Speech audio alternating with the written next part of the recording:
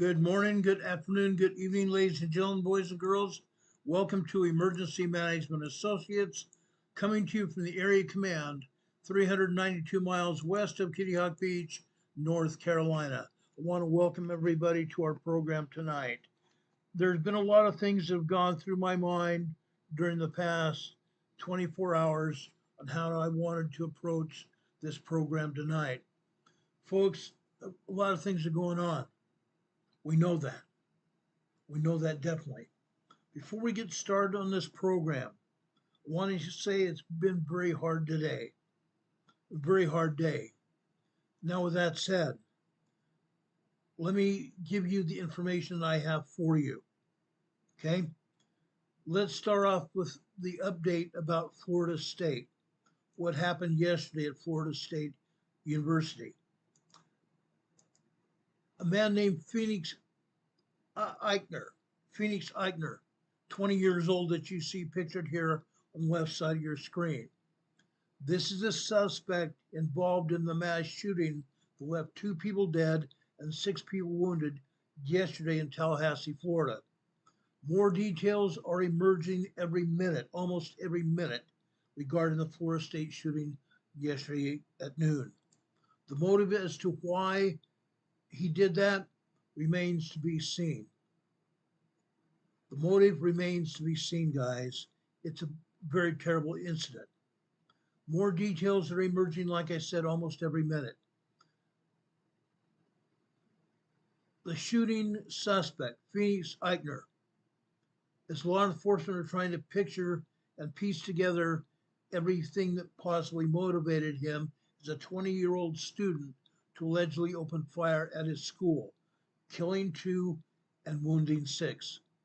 Eichner was shot and wounded by responding officers yesterday afternoon after he refused to comply with commands. Again, the reason he was shot was because he refused to comply with commands that may have saved someone else's life. According to Tallahassee Police Chief Lawrence Powell, he was shot and nearly killed. He was later transported to a Tallahassee hospital and he remains there in critical condition. Police also said his mother is a sheriff's deputy who I reported about yesterday afternoon. His mother is a sheriff's deputy working with the Leon County Sheriff's Office, and they believe that Eichner shot the victims using his mother's former service revolver. How's that, or not revolver, but handgun. Now, how's that possible? At some point in time, several years ago, Leon County Sheriff went to a different service type of weapon.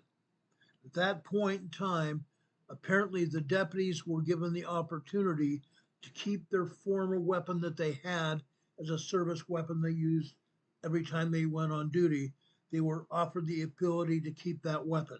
And then they were issued another service weapon that they would carry all day long while they were on duty. Eichner shot the victims with his mother's former service handgun, which she had kept for personal use after the force upgraded to a new weapon. Months before the shooting, Eichner was quoted in a Florida State University student newspaper, an article about anti-Trump protests at the school. He was identified as a political science major. Eichner was a political science major. He said, quote, "These people are usually pretty entertaining, usually not for good reason. I think it's a little too late. Trump is going to be inaugurated on January 20th. There's not really much you can do about it unless you outright revolt, and I don't think anyone wants to do that." The article was later updated to say, quote, an earlier version of this article included a quote from the gunman on April 17th at Florida State University. It was removed.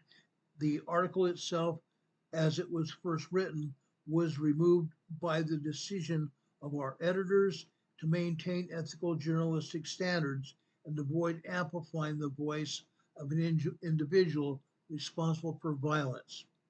The biological mother of Eichner allegedly kidnapped him in 2015 when he was 11 years old. She traveled with him to Norway in violation of a custody agreement, according to Leon County court records. Leon County Sheriff Walt McNeil also said Eichner had been steeped in the Leon County Sheriff's Office family. As I said, he was an Explorer Scout deputy. Eichner engaged in a number of training programs that we have, so it's not too much of a surprise to us that he had access to a weapon. Eichner was a long-standing member of the Sheriff's Office Youth Advisory Council. The Leon County Sheriff's Office said its Youth Advisory Council provides Leon County's young people with an active role in addressing youth issues. I hope all departments have those kind of councils. 5 people who were wounded in the mass shooting yesterday were struck by gunfire, while a 6th was hurt while trying to run away. Revel said in a statement Thursday night, Eichner was in the hospital with serious but non-life-threatening injuries, according to Revel. On Friday morning, the Tallahassee Memorial Healthcare Center said 2 patients are expected to be discharged later today.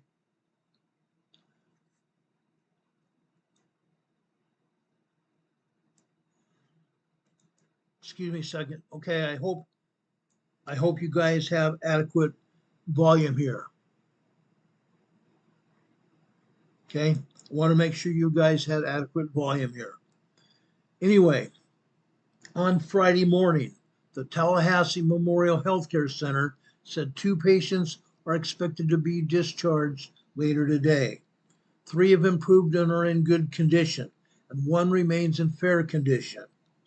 Ian Stickney, who is a 21-year-old study business management, said he told the Associated Press that he was running late to a class on Thursday when he said he saw the man get out of a car with a shotgun and aim at another man in a white polo shirt. The gun jammed, Stickney said, and the shooter rushed back to his car and emerged with a handgun, opening fire on a woman. Stickney ran, warning others as he called 911. He said, I got lucky today. I really did. I really did. The suspect's mother, Jessica Eichner, has been with the department for over 18 years, and authorities said she has done a tremendous job in her position. Her service to this community has been exceptional. The Sheriff McNeil said at a press conference, unfortunately, her son had access to one of her weapons, and that was one of the weapons that was found at the scene. And we are continuing that investigation and how that weapon was used. 2 people who were killed were not FSU students, according to authorities, who believe that the suspect acted alone. The Florida State University has canceled all classes through today and said that all athletic events in Tallahassee were canceled throughout the weekend. The university started a vigil for the victims at 5 p.m. Eastern Time today, April 18th, at Langford Green in front of the unconquered statue. University President Richard McCullough called Thursday's shooting a tragic and senseless act of violence. A tragic and senseless act of violence. I concur with that. Now, folks, just a little bit about Ukraine. In past episodes of this program, we have talked about Ukraine and how Biden used Ukraine to funnel money back to himself. That's the truth.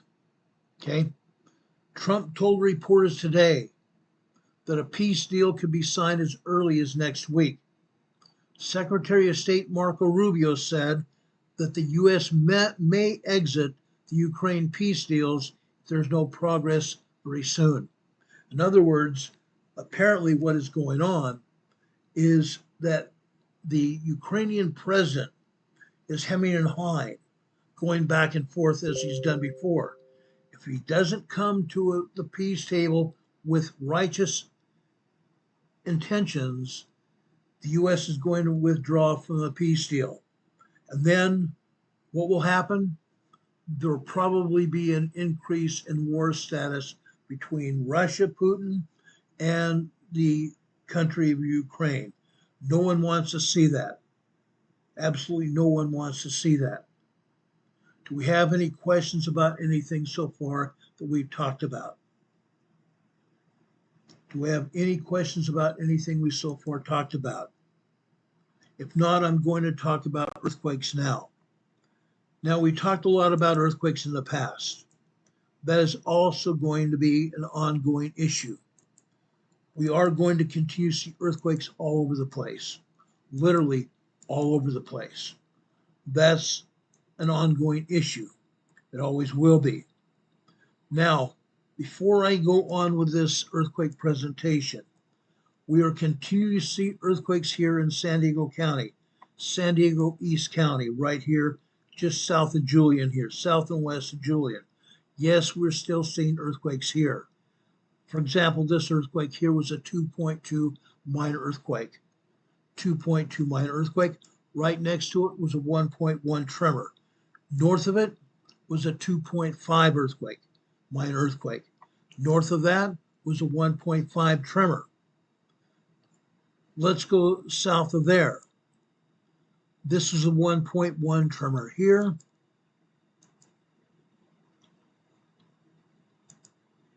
There was a 1.0 tremor here. There's a 0.8 microquake here. Just south and west of that is a 0.5 microquake here. South and east of there was a 0.9 1.0 tremor. 0.9 microquake, 1.0 tremor. Why do I talk like that? Because, folks, we know the USGS downgrades these quakes. If they said this was a 0.9, anything 0.9, they probably downgraded. That's what USGS does. They downgrade to the nearest 0.9. So I raise this up to 1.0 tremor. Same difference. Same difference. Further south here is a 1.4 tremor here. This is only 2.5 miles. 2.5 miles from Julian here. Southeast of Julian. This earthquake is a 1.0 tremor. Also 3 miles southeast of Julian here. We go further south here. This is a 0.6 microquake here. Now, why am I talking about these? These are not the only earthquakes that have happened. These are not the only earthquakes that have happened here in San Diego County. There have been others. There have been others. These are only the earthquakes that USGS wants to admit to. Okay, these are only the earthquakes the USGS wants to admit to. As you can see, there are other earthquakes north and east of here. Most of those earthquakes are over here in the Anza-Borrego Desert State Park. Anza-Borrego Desert State Park. This is a 1.0 here. This is 0.5. This is 0.6. All these earthquakes are in Idlewild, part of the Anza process here. Further south, 0.6 here in the Anza-Borrego Desert State Park. This is a 0.8 in La Quinta, which is a residential, basically an RV park over there. This is 0.9 Borrego Springs. This is a 1.0 here. This is a 1.0 here, also in Borrego. And this is a 1.2 in Ocotillo Wells, just south of Borrego Springs. You notice a red earthquake here. This earthquake just happened just moments ago. This earthquake is a 1.4 tremor. 1.4 tremor in Borrego Springs, California. Also part of the Anza-Borrego Desert State Park. Okay, but notice that they're not giving us any more information about any earthquakes except over here in the Imperial Valley. This is over again in the Calipatria Nyland area here in the Imperial Valley. This is a 1.2 tremor. But again, the USGS is not talking about all the earthquakes here. This area has about 75 to 100 earthquakes every day. USGS is only advising that there has been 1.2. which is a farce. There's also been minor earthquakes here as well. We go further south here. This is a 1.4 tremor, 4 kilometers north, 2 miles north of Brawley, California. Good old Brawley, California right here. This is Brawley, California right here. Okay. I spoke at a speech and debate tournament here in Brawley, California in approximately 1974. Incredible. I've been there. It's a very nice community. But folks, this is what we have for you. This is what we have for you. Now, let's back out of here and show you the biggest earthquakes around the world today. As you can see, there are earthquakes here in the Aleutian Islands. Yes, there are.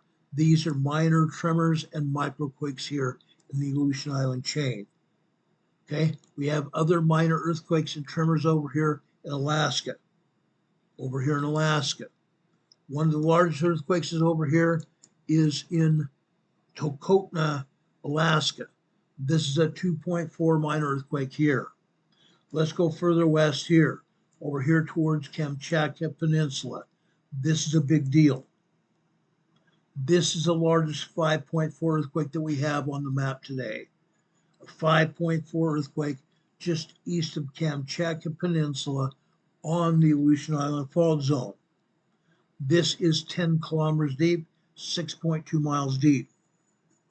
This is 152 kilometers southeast of Usk, Kamchatka Peninsula. Kamchatka belongs to Russia. Kamchatka Peninsula belongs to Russia. This 5.4 earthquake will continue eastbound through the Aleutian Islands for the next few days. Let's see where this ends up. We're probably going to see nothing more than a 5.0, 5.1 here in the Aleutian Islands in the coming days. Then that seismic energy will go over here either to mainland Alaska, or it will go over here into the Gulf of Alaska and make a turn and go down here southeast over here into British Columbia and further south over here into the United States down the Cascade subduction zone. Okay, of the subduction zone that we continue to talk about even yesterday. This is a 2.5 earthquake here, just east of the subduction zone. 2.5 earthquake just east of the subduction zone, just off the coast of Lincoln City, Oregon. Lincoln City, Oregon. Here is a 2.5 minor earthquake. As you can see further north here, this is a 1.1 supposed explosion here in Riderwood, Washington. Riderwood, Washington. Let's zoom in here and take a look at it. Okay. Again, this is on the edge of a forested area. Maybe, just maybe, either the United States Forest Service or the Oregon State Forestry Department may be conducting an eradication of trees over here in this area. If that's the case, this may be a spontaneous combustus carnivorous quake. Spontaneous combustus carnivorous quake. Okay? Now I make fun of it because USGS has a habit of calling explosion or tremors explosions when it's not a tremor, when it's not an explosion at all. Incredible what they do here. It's incredible what they do. Further westbound here, this is a 1.3 tremor here in Smokawa Valley, Washington. Skamamokakawa Valley, Washington. A 1.3 tremor here. Okay? We're not going to go, well, actually, maybe we should. Over here to Mount Rainier. Yesterday, they didn't have any earthquakes or tremors here at Mount Rainier at all. Today, they're saying this is a 0.7 microquake here at Mount Rainier. This is a mile and a quarter deep inside the volcano at Mount Rainier. 0.7 microquake. Over here in the western foothills of Mount Rainier, this is a 0.1 microquake here. Now, I know for a fact that there are more microquakes, more tremors, and also more earthquakes happening here at Mount Rainier. They happen here every day. But again, this is USGS's attempt to stave off any further discussion because they do not want to admit what is actually happening here at Mount Rainier, further south over here at Mount St. Helens, where they are reporting a 0.1 microquake here that's actually 3¼ miles deep, 6.5 kilometers deep here at Mount St. Helens. Incredible. They are not wanting to discuss anything else, but we know for a fact, having showed you even yesterday, that there are increased tremors, increased microquakes, and increased 3.0, 3.5 earthquakes at these volcanoes. Those volcanoes are getting ready to erupt. These volcanoes are getting ready to erupt here in Washington State. Let's go further to the west here. We identified the earthquake over here at Kamchatka Peninsula. Let's go down here to Japan. This is a 5.2 large earthquake over here on the western side of Japan, near Amachi, Japan. This is at Amachi, Japan here. They say this is a half-mile east-northeast of Amachi, Japan, but you know what that says? USGS doesn't know what it's talking about. It's right here at Amachi, Japan, right here. Okay? This earthquake caused damage here in Amachi, Japan. Every large earthquake does damage where it hits, unless it's out in the ocean. This earthquake was on land in Amachi, Japan, and there is some damage here in Amachi, Japan as a result of this large earthquake today. There are other earthquakes here also that USGS is not talking about. Every earthquake such as this has foreshocks and or aftershocks. They have foreshocks and or aftershocks, and again, USGS denies that they're happening, but they are. We go further south here, Mariana Islands here. This is a 4.4 earthquake here. This is 300 kilometers deep. 300 kilometers deep, guys. Okay? Unreal. This is a moderately deep earthquake. This is a moderately deep earthquake. It's not going to cause any larger earthquakes at all. Okay? Let's go over to Taiwan. Let's go over here to Taiwan. This is just south of Taiwan, guys. This is a 4.5 earthquake southeast of Hangzhou, Taiwan. Southeast of Hangzhou, Taiwan. Okay? 4.5 earthquake out here in the ocean. Nobody felt this quake. No damage. The ocean waters here, the South China Sea, absorb the shock waves of this quake. Okay? Let's drop down here into Indonesia. Currently, there are 14 earthquakes here in Indonesia, unless they've taken them off the other maps. One down here, just south of Java, Indonesia. This is a 4.5 earthquake here. This is 35 kilometers deep. This is 156 kilometers south-southwest of Munkar, Indonesia. Again, it's out in the ocean, and nobody felt this earthquake because the waters here in the Indian Ocean absorbed the shock waves of this quake. We go further east over here into the Banda Sea. This is in Timor-Leste, near Timor-Leste, Indonesia here. This is a 4.7 earthquake, 185 kilometers deep. 185 kilometers deep, still a fairly shallow earthquake. We go over here into Papua New Guinea. Papua New Guinea. This is a 4.5 moderate earthquake here, just off the coast of Papua New Guinea. 137 kilometers east-northeast at Angkoram, Papua New Guinea.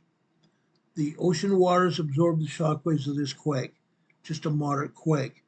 This is 10 kilometers deep here. We go further east here, okay? Now we're having another moderate earthquake here. I'm going to zoom in here and show you where it happened. Again, this was offshore from Finschhaven, Papua New Guinea. A 4.5 earthquake, 62 kilometers deep.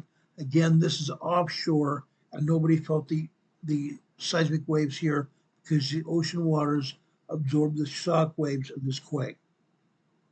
Let's go further east here. This is a large earthquake here. Okay. This is a large 5.0.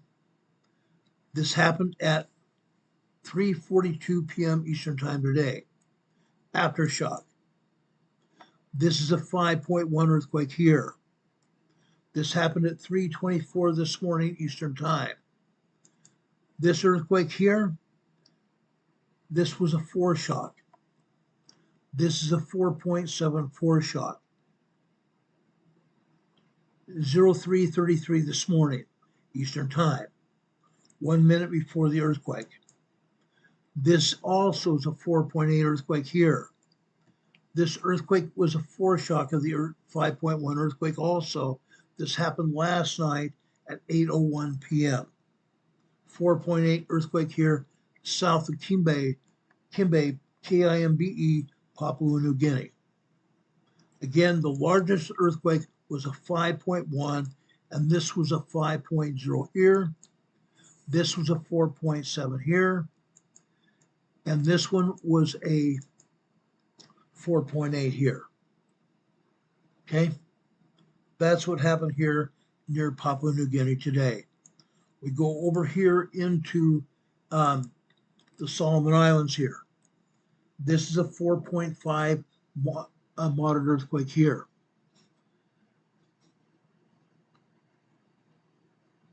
Okay, I'm sorry you guys aren't seeing the map. I was zoomed in too far. Thanks, Demon Catman, for telling me that. I appreciate it.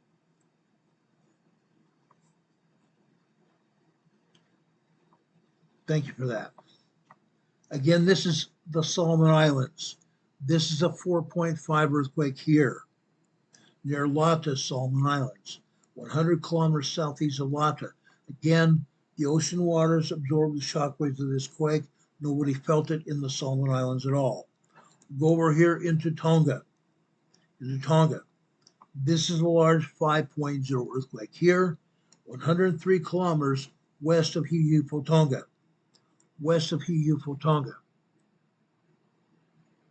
Okay, west of Tonga. This is 300 kilometers deep. Still a fairly shallow earthquake, moderately deep. I don't believe there will be any aftershocks coming from this quake or any other earthquakes happen after this quake, any larger, shallower quakes, because this is just a very moderately deep quake. Okay, further south over here into the Kermadec Islands. This is another large 5.0 earthquake here. 5.0 earthquake here in the Kermadec Islands here. Just south of there. South of the Kermadec Islands here is a 4.2 earthquake here. This is 300 kilometers deep as well. Still a fairly shallow earthquake. Now again, just because the USGS said there's no earthquakes here in the New Zealand area, there are earthquakes here. Most of those earthquakes are over here around and on the North Island. There are earthquakes here. Most of these earthquakes are either 2.4, 2.5, 3.1, 3.2, 3.7 earthquakes here in or around the North Island of New Zealand. The South Island has a handful of minor earthquakes here. Not a big deal. Not a big deal. Now, we had earthquakes that were showing on the USGS map over here in Myanmar. USGS removed those earthquakes. USGS removed those earthquakes. They showed one earthquake. There's been about 7 aftershocks from 2 weeks ago. 7 aftershocks from the 8.0 here 2 weeks ago. Every aftershock that is happening here in Myanmar, provides more disaster than the first quake hit. Every earthquake here afterwards provides more damage. What the large quake didn't take down, these aftershocks are taking down. The death toll here is around 4,000 people. The death toll here in Myanmar is about 4,000 people. Very sad. Very sad here. Over here in India, they're not showing any earthquakes here, but there are over here in the Himalaya Mountains. As a result of that 8.0 over in Myanmar 2 weeks ago, there are not aftershocks, there are shock waves here over in the Himalaya Mountains, because this is the edge of the plate here in this area.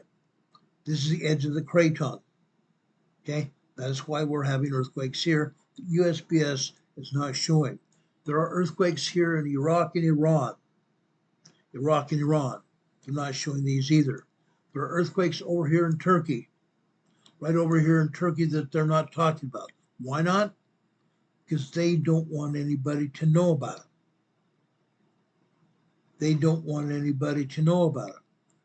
Over here in eastern Turkey, Syria border region here, there are about 14 earthquakes here. That varies from day to day because the agencies take the earthquakes down as well.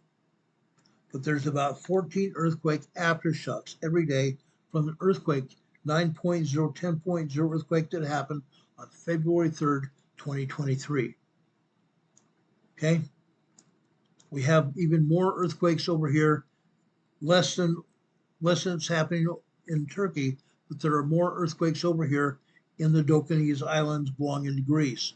Why? Because there's volcanic action beneath the surface. Volcanic action down here inside the crust of the earth. That molten lava is still pounding on bedrock here, trying to find its way to make an eruption. So far, it has not happened. So far, that has not happened. Over here in mainland Greece, even more earthquakes here in Greece, about 15 earthquakes here in Greece today. But of course, USGS is not going to talk about it. Go figure. Go figure. Again, we have some earthquakes over here in Italy. This volcano here is trying to erupt. That is why we're having earthquakes here. The magma is pounding through bedrock, pounding its way through magma channels beneath the surface to find a way to erupt here. If this volcano does erupt, there will be massive damage, not just to this area, but all over Europe. Because ash will fly as high as many miles up into the sky. Ash will cloud this entire area, and jetliners don't like it. Jetliners cannot fly through an ash cloud. So for a time, at least, the ash will go across and around the earth. This is what's going to happen. When that volcano erupts, this is a highly densely populated area. Some of these areas have been evacuated. But not all. When this volcano erupts, there will be damage here, a possible loss of life here in southwestern Italy. Okay, further up here in north central Italy, more earthquakes here, about 19 earthquakes here in north central Italy. We've been having swarms of earthquakes here for a couple of years now. The last time we had a swarm about a year or so ago here, it caused a 5.1 earthquake over here on the central east coast of Italy. That's happened. Also down here off the foot, north of the foot of Italy and off of Sicily here, we have Mount Etna and Mount Stromboli volcanoes erupting here. Mount Stromboli and Etna volcanoes here erupting. Okay, that's what's going on here. Bailey just gave 10 emergency management management memberships here to people here in our chat. Orange Blossom 1461 received a membership, 1 month membership. Allow is Hus, ALLOWISHUS, received a membership. Cyber Farm received a membership. Deb Reese received a membership here. Susan Stater received a membership. Nancy Engel received a membership. Wesley 2 times received a membership. Wesley 2X received a membership here. Marvin Manson received a membership. And Susan Donahue received a membership.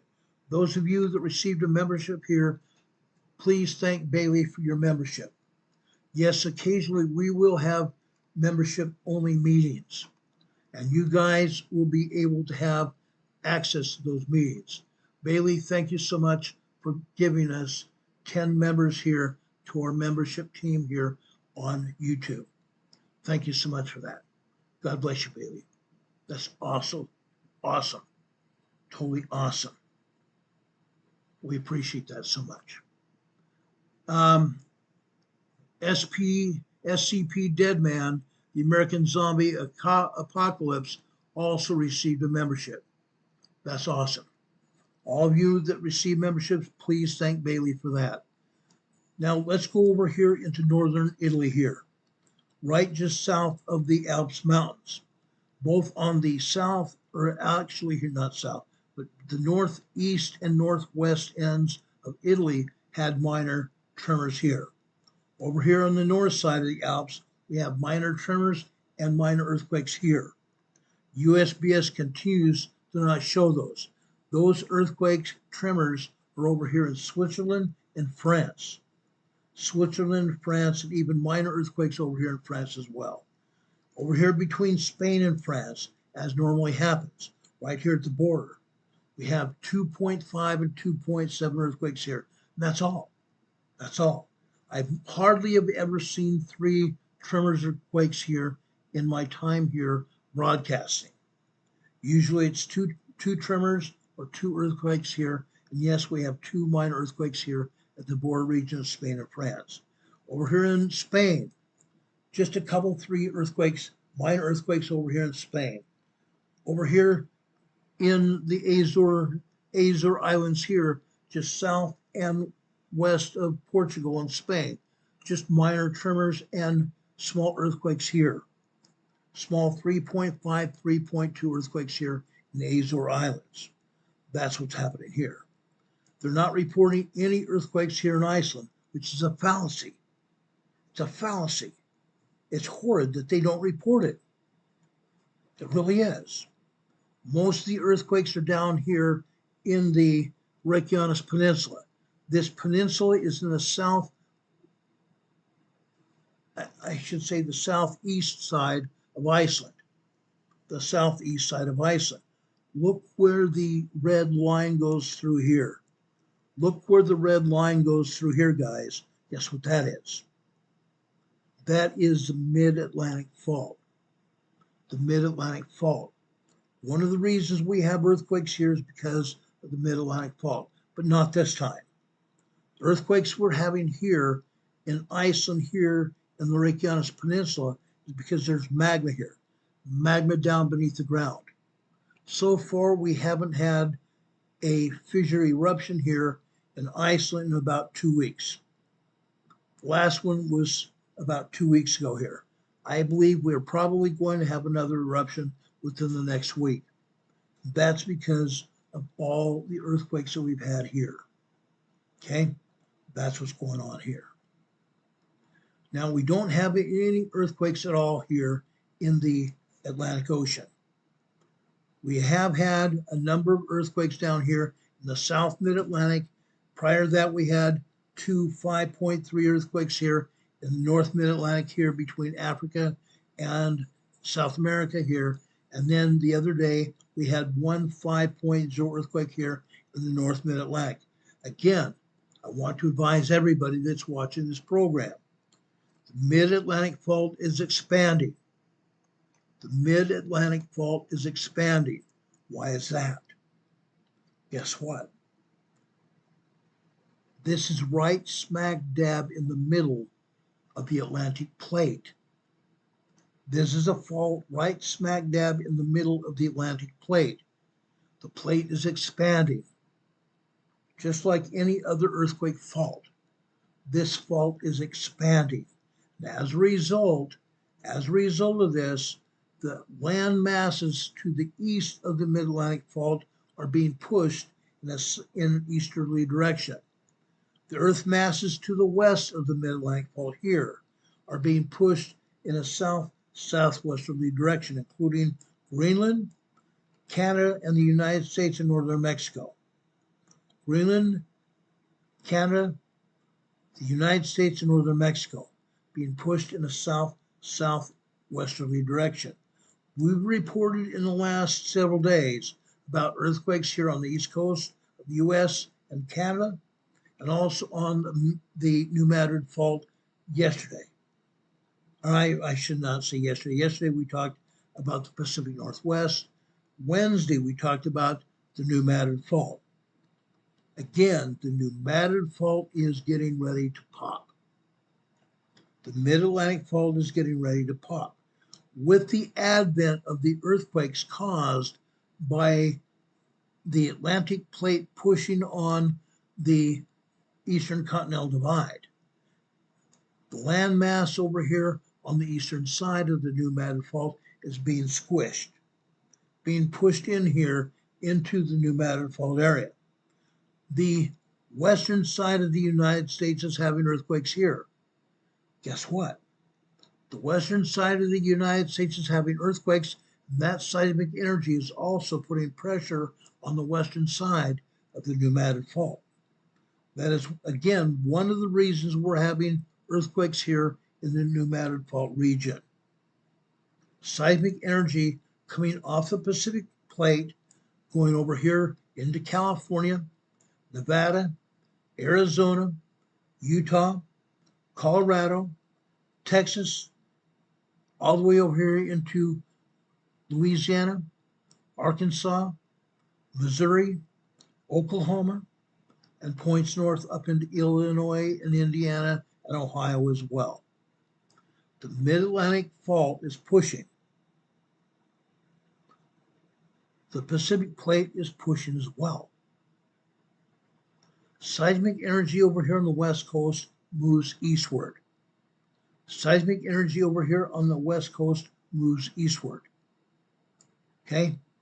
Seismic energy coming out of the north moves south over here into Washington, Canada, Washington, and Oregon, and even possibly even into northern California and pushing south down the San Andreas Fault through California.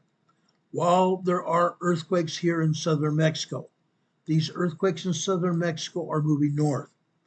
USGS continues to not show exactly what's going on here in southern Mexico. For example, this is a 4.6 earthquake they're talking about here, but this is not the only 4.6 moderate earthquake here. There are about a dozen other 4.5 or 4.0 to 4.5 earthquakes here in southern Mexico, as well as another dozen 3.0, 3.7 earthquakes here in southern Mexico, stretching from just north of Guatemala over here to Puerto Vallarta, Mexico, off the coast, right here. This is a 4.3 earthquake near Aveyah, Gagego Islands region. Aveyah, Gagego Islands region here, offshore of Mexico. This is a 4.3 earthquake here. We have more earthquakes going in here into the Gulf of California as well. These earthquakes are going to move into northern Mexico and into southern California right here. On April 3rd, 2010, right here at the border region of Mexico and the United States, near Calexico and Mexicali, Mexico, there was a 7.1 earthquake here, a major 7.1 earthquake on Easter Sunday, April 3rd, 2010. Major earthquake here, northern Mexico. in what they call Guadalupe, Victoria, Mexico. The province of Guadalupe, Victoria, Mexico. Major earthquake. It shook areas of Arizona, Imperial Valley, California, San Diego, California, and also all the way up into Los Angeles. All that area shook. I just happened to be there doing a disaster drill in San Diego when that earthquake hit. Incredible. Incredible. But that energy coming from southern Mexico is pushing its way up here into northern Mexico and into California as well. At some point in time, there is going to be a major earthquake in Southern California. There will be a major earthquake in Southern California, whether it's in the Imperial Valley, Northern Mexico, Los Angeles, it's going to happen because the San Andreas Fault is primed and ready. The San Andreas Fault here is primed and ready, and it's going to happen. It's going to happen. Whether it happens down here in the Imperial Valley or further north here into southern LA, southeastern LA, it's going to happen. That's a promise. While we've been talking here, well, I think I talked about this earthquake a little while ago. This is a 1.4 in Borrego Springs, California, and Borrego Desert State Park in California, northeast San Diego County. Now, folks, we've talked a lot about earthquakes in the past week. We talked a lot about a lot of things in the past week. I want to leave these earthquakes now for now. We can come back to this if there's any more earthquakes to talk about. But I want to talk about emergency preparedness. Does anybody have any specific topic that you would like covered as it comes to emergency preparedness? Are there any emergency preparedness topics that you would like me to talk about? I'm in the process of putting a book together. I've compiled a ton of topics over the past, I want to say 20 or 30 years. I'm compiling those into a book that I'm going to write. I'm going to publish. Aubrey is talking about gas. I'm sure you're talking about CO2, carbon dioxide, and sulfur dioxide gas. Don Patoka says, yuppers. Okay. Anytime we have volcanic action, there's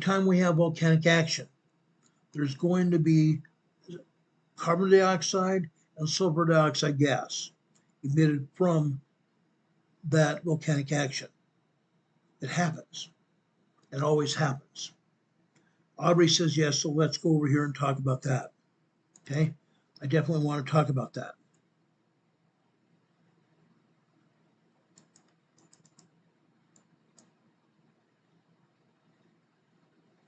Hold on a second, my mouse quit working here.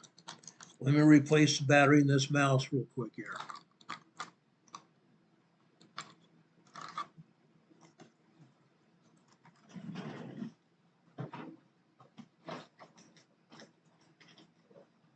I've got all kinds of batteries here for this specific reason.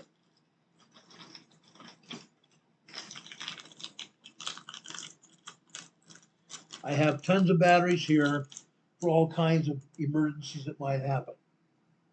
Always have plenty of batteries here. We have batteries for flashlights. We have batteries for radios.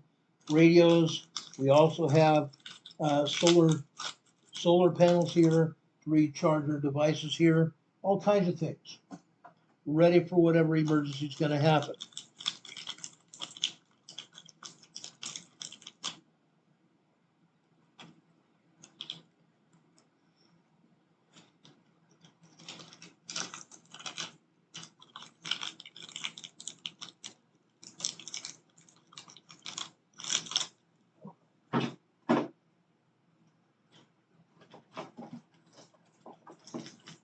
Give me just a second here.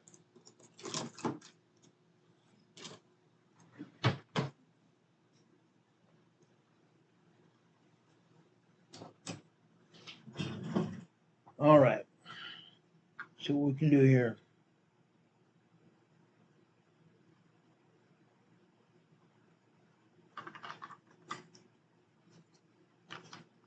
This happens occasionally that our mouse will go sideways on us, in which case we just replace the battery and we're good to go again, just like we just did. Okay, let me put up a picture of a volcano here.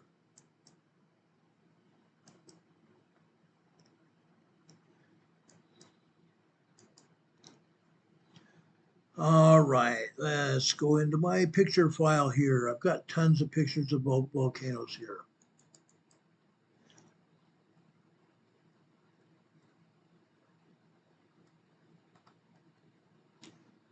Tons of pictures of volcanoes here.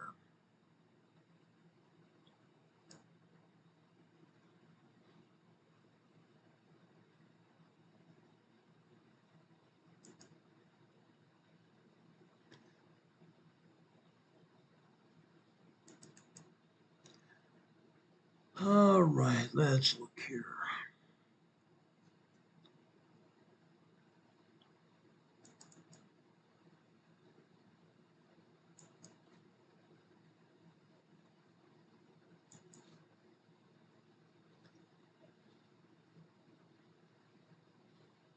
At least I thought I did. I had a ton of them here.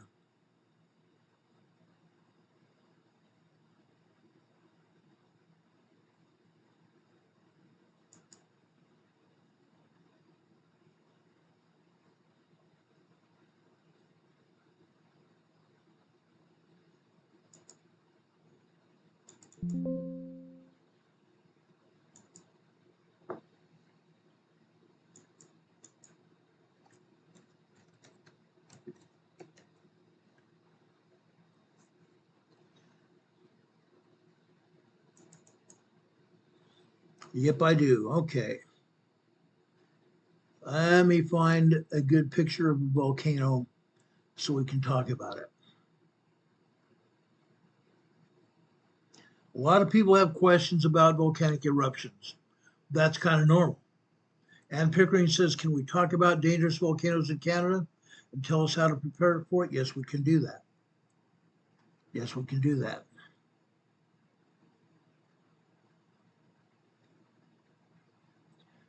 Okay, let's see here.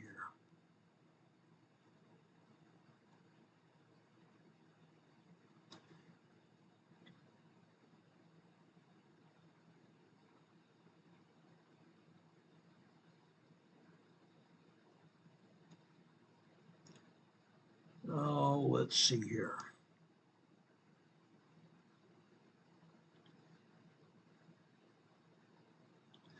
I'm just looking for a specific picture here.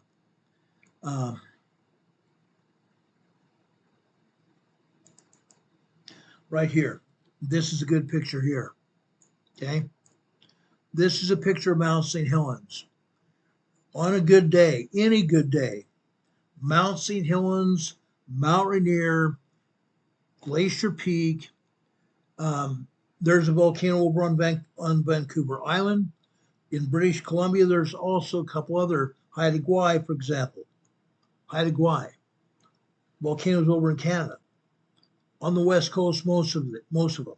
There are some earthquakes over, or not earthquakes, some volcanoes over on the East Coast besides the West Coast. There are volcanoes everywhere. But folks, these volcanoes are steaming.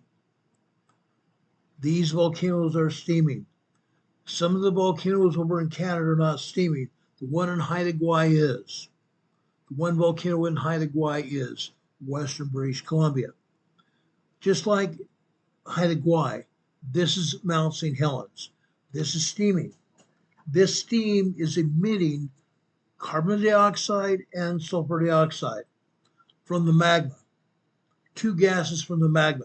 Carbon dioxide, you can see that almost anywhere here throughout the United States. Our atmosphere is full of carbon dioxide. Why? Because our plants thrive on it. Carbon dioxide in our atmosphere is absorbed by plants. It's called plant food. Plant food. If you hear these crazy Democrats yelling, these politicians yelling and screaming about carbon dioxide in our atmosphere. If we did not have carbon dioxide in our atmosphere, our plants would die. Our plants thrive on carbon dioxide. Catherine's World just showed up in our chat. Thank you for being here, Catherine. We appreciate you. We have to have carbon dioxide in our atmosphere or our plants would die. Here at the volcanoes, there is carbon dioxide and sulfur dioxide. How? Why is that there? Because, folks, underneath the big, huge rock plug at the top of the volcano, there is magma. Magma pushing on the volcano plug right like this, hammering on it, hammering on that volcanic plug. That hammering is creating little tiny holes in that plug, little tiny holes in that plug. The areas between my fingers, let's represent these tiny fissures in that plug of the volcano. Tiny holes develop. They turn into fissures. When the fissures develop into larger holes, that allows the carbon dioxide and the SO2 sulfur dioxide to escape from the magma. 6 to 7% of all magma is water. So we're going to see that water vapor being expelled from the magma through those holes in the plug of the volcano. What happens then? What happens when that hot steam with CO2 and SO2 coming through those holes? It's a simple science lesson. Those holes become larger. Hot air and water makes these tiny fissures get larger. And at some point in time, once those fissures in that plug get large enough, it'll pop. It'll have no choice but to pop. Why? Because that heat has expanded those holes. Magma from underneath is pounding on it, pounding on that lava plug. It's hot. It's under pressure. At some point in time, that lava plug will pop. If it doesn't pop, there may be a weak side of the volcano. A weak side of the volcano, just like happened in 1980 with Mount St. Helens. And as I said before, I believe it's on the north side of Mount Rainier. There's a bulge. That bulge is the weak side of the volcano. And if that happens, if it possibly happens, that weak side could push out and explode out of the volcano, causing an eruption. It can still happen at Mount Rainier. It can still happen again at Mount St. Helens. Weak side of the volcano.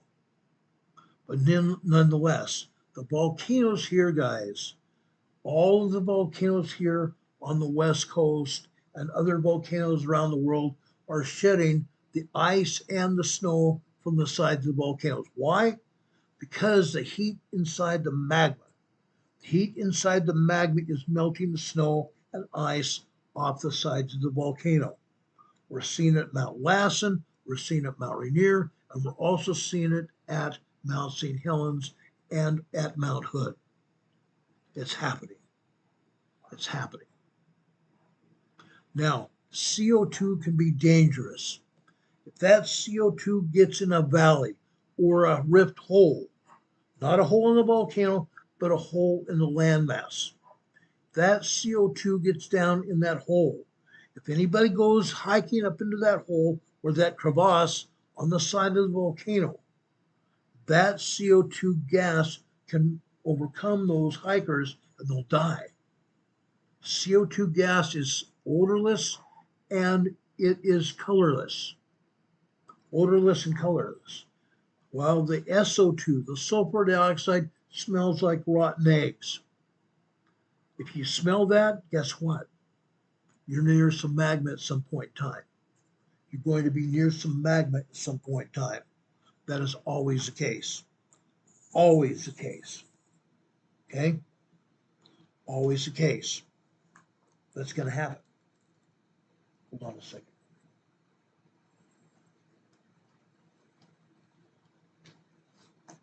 Okay, good. So you don't want to be hiking, especially if a volcano is steaming, because occasionally that steam will come back down around the summit of the volcano. That steam will come down and surround the summit of the volcano, and you may be overcome by the toxic gases from the magma of the volcano.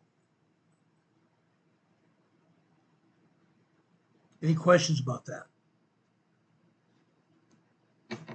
Demon Catman says whichever volcano goes off first in the Cascadia Mountains is going to get one huge tax bill. Probably true. Probably true. If those of you don't realize what's going on here in the United States and some other places around the world, the liberal politicians are finding various areas of populations because they are expelling toxic gases. They have toxic gases in the atmosphere. Most of the time, it's CO2. They're blaming airliners. They're blaming cars. Blaming anybody they can blame. Anybody that can blame. But what they're saying are lies. For the most part, is lies. Yes, there is air pollution. Yes, there is air pollution. Yes, there are air pollution standards. But China is the worst. China is the worst. Why are they picking on the United States? Because the United States people are rich. These European oligarchs, these millionaire oligarchs in Europe want to have some of the money. So they fine the United States for excessive pollution. They'll fine anybody that they can get their hands on because of pollution. Now, what really gets me, we just got through having a great big huge meeting in Switzerland of these oligarchs. Yes, they brought up toxic pollution, but what they did not tell us is that they took their private jets to Switzerland for this meeting every year. Their jets expelled more pollution. Their jet airliners that they took to this meeting in Switzerland expelled more toxic gas than any other cars anywhere throughout the world. Their own jets, but they'll never admit it. They'll never admit it. Now, PKOE says, we just thought it was fog. Didn't know it was so dangerous. Yes, it is. It can be dangerous. Now, I do have a picture of Mount Rainier that was covered over in a cloud here. And if you guys would just give me a minute, let me see if I can pull this picture up. It's a classic picture.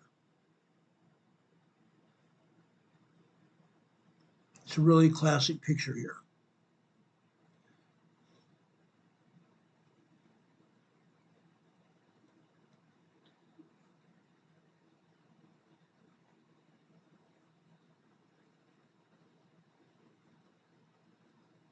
I hope I have it. Maybe I don't.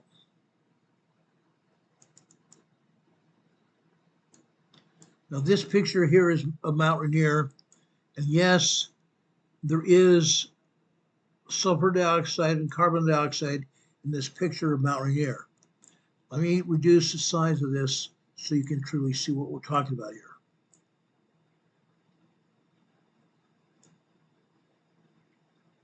This is Mount Rainier, guys.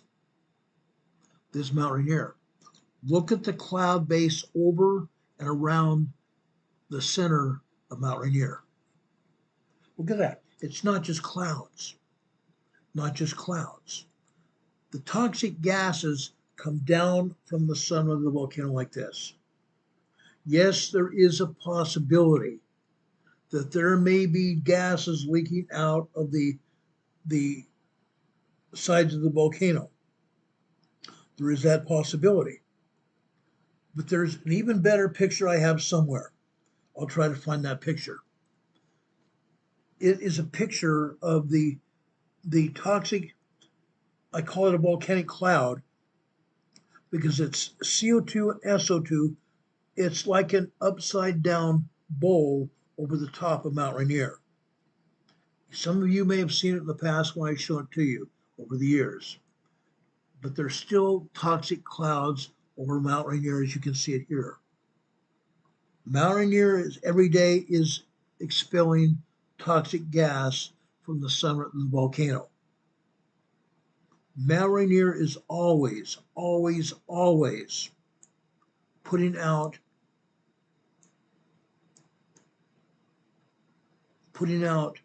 toxic gases from the summit of the volcano.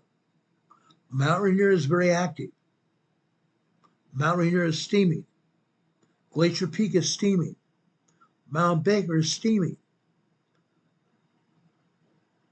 Mount St. Helens, Mount Hood is steaming. That steam does not just have air, does not just have CO2, it also has SO2 as well. Picoe says she always wanted hubby and her to visit Yellowstone. Not so keen on it now. I've been there as a child, but hubby's never been there. Picoe, I have been at Yellowstone about, I think it was 2003 or 2004.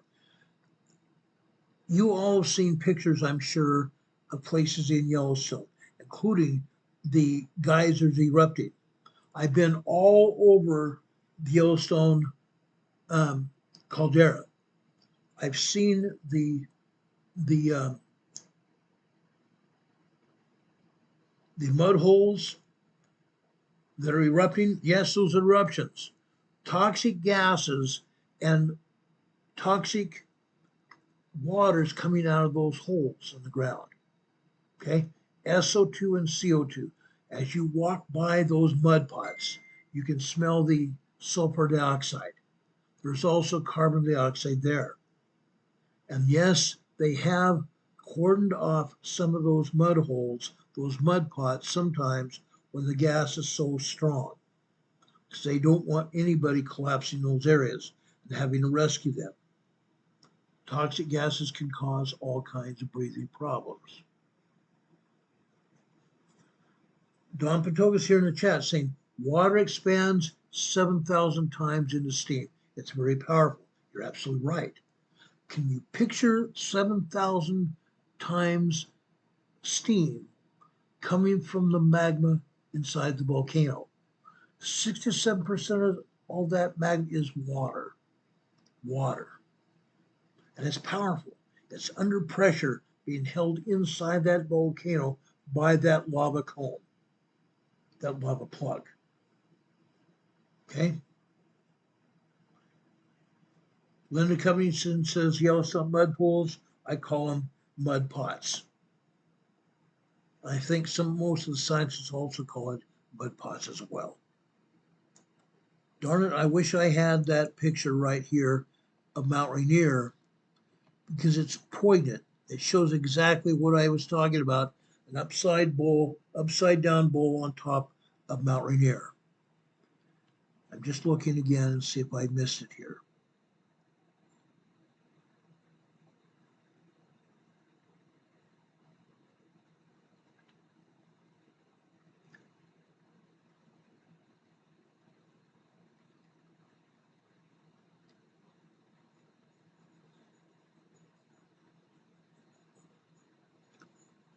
Oh gosh, I wish I could find it. Darn it.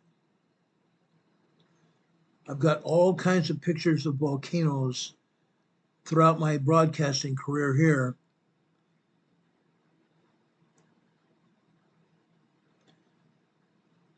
I've got a mud pot that's steaming down in Costa Rica. This is Rincon de la Vieja volcano in Costa Rica. Rincon de la Vieja volcano in Costa Rica. The mud pot's steaming like this.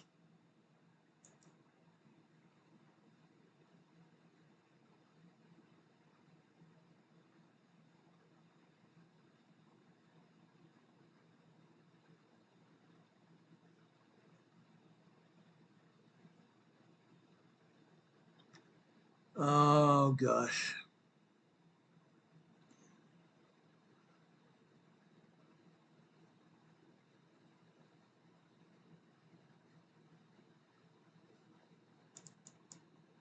Right here. This is the picture I want to show you. Give me a second here. And let me reduce it in size so you can see what we're seeing here. This is that picture I wanted to show you. Look at that, guys. This is exactly the picture I want to show you. That upside down bowl cloud over the top of Mount Rainier. This cloud is full of CO2 and SO2 gas. This is exactly what I was talking about.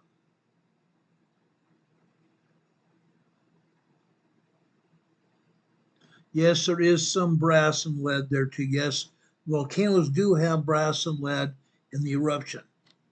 And I'm sure there are some of the toxic gases that are pushing these small, tiny particles out into the atmosphere. I'm sure that's happening. Yes, Picoe, those mud pots do stink, and they do remind you of bubbling paint. Yes, they can do that. I don't need this.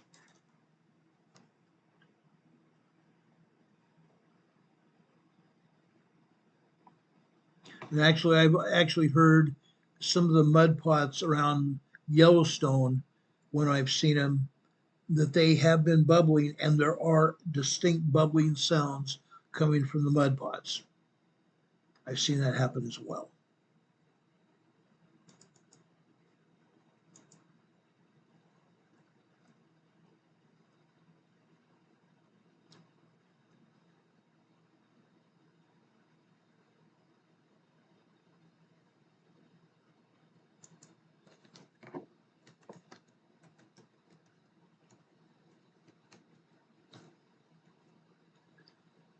Oh, I know I've got more than that. I know I've got more than that.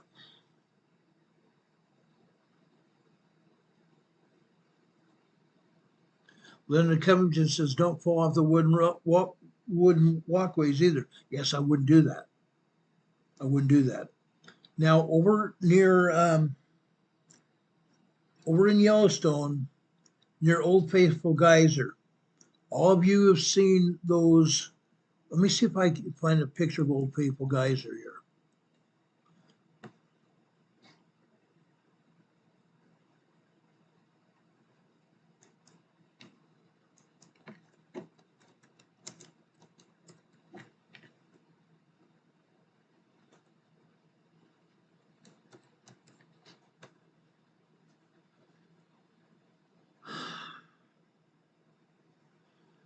No, it's not showing it. Darn it. I thought I had some pictures of Old Faithful Geyser here. Let me try it one more time.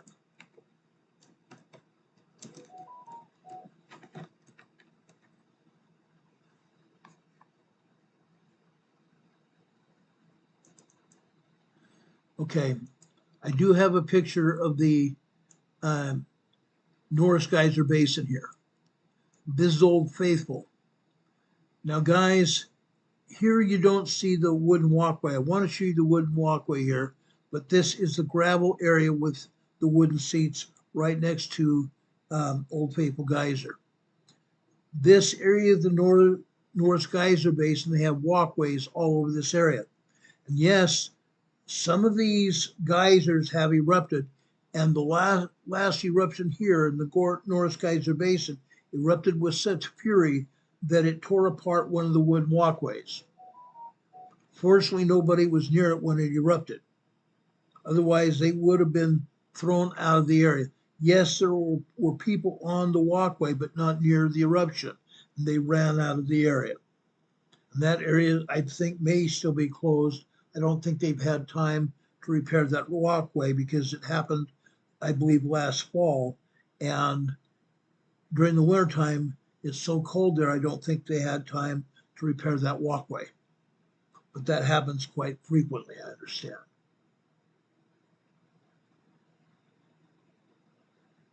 Heidi Petrick is saying there's a 1.57 tremor over in Sahamish, Washington.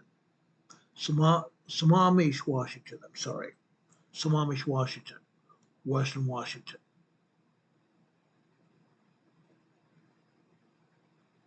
Do you have any other questions here?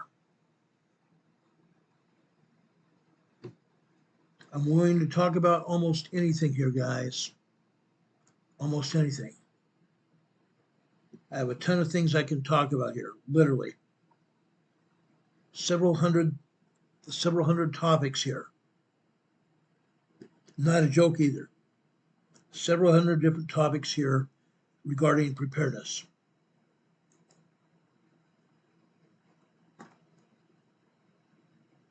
We've talked a lot in the past about preparedness planning.